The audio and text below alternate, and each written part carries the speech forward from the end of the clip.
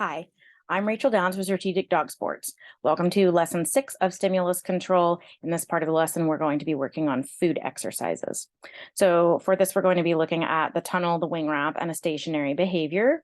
And we're going to be using our duration marker cues and our marker cues that release the dog to help reinforce them for waiting to be cued to do the obstacle, and then reinforce them for performance of the obstacle after they've been cued to do it.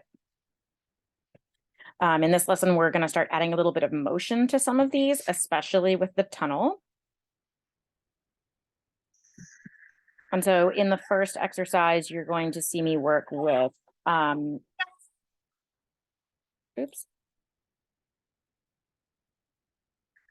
work with Legolas on the tunnel. And this is where I don't want the dogs to learn that my motion toward a tunnel in and of itself is the cue for the tunnel. So I do want the dog to mostly be listening for the verbal cue. That's why it's important to me that my dogs know the tunnel on a verbal alone. This does mean that when we are cueing tunnels, we have to be very consistent in our timeliness for cueing the tunnel, because if we're not being timely in our cue when we're handling, then we start to train the dogs to learn to just assume that they are going in the tunnel if we are moving toward it. And so we worked a little bit last week on adding in motion toward the tunnel. Now I'm adding in more motion. So I'm making my little circle here a lot bigger, and I'm going to add in speed. The other thing that I am working on that may be a little bit hard to notice is the position of my head. So little tiny things about our body can often deem whether or not we are cueing something that the dog picks up on. And one of the things that people tend to do is stare at their dogs on their side when they want the dog to remain with them. But when their head goes up to looking forward, the dog sees that as the cue to go forward to the obstacle. So one thing I'm starting to work on as I loop around here is actually picking my head up so that I'm looking forward instead of staring down at him as I reinforce him for staying next to me.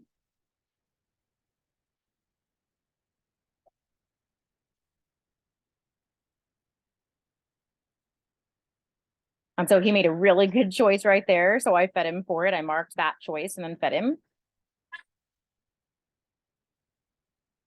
You'll also notice that I'm making sure that he is lined up looking into the tunnel before I cue him. So I don't want him to learn that just as he kind of orbits around my hip, he gets to shoot into the tunnel.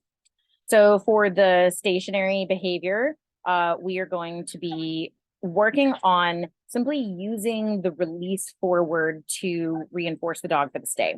So it is very rare anymore that once my dog understands the concept of duration, that I am then going back to reward them in place, because this actually does not reinforce that behavior for a lot of dogs once they learn how much fun going forward is and what they want us to go forward.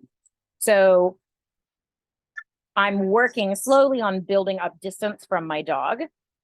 And so there's a little bit of duration implied in there because of how long it takes me to lead out.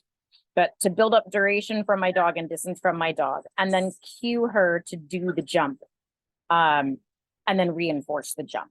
I can also cue her to just come straight to me to get food if I tell her yes. But once I get out past that jump, I'm mostly just cueing the jump to release her. It's really important that we are very consistent and clear about that. So we're telling the dog to jump, not when the dog has started to weight shift forward or started to get up, but we see the dog firmly planted and choosing to remain in position, and then we cue the dog to do the obstacle.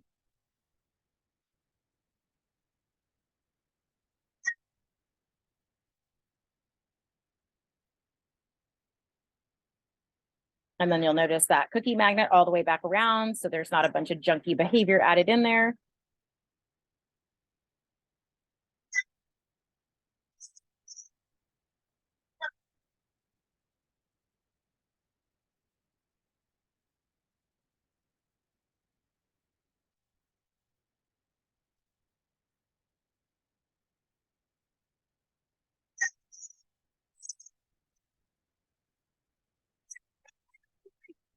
So this is what we're going to work on with the food exercises.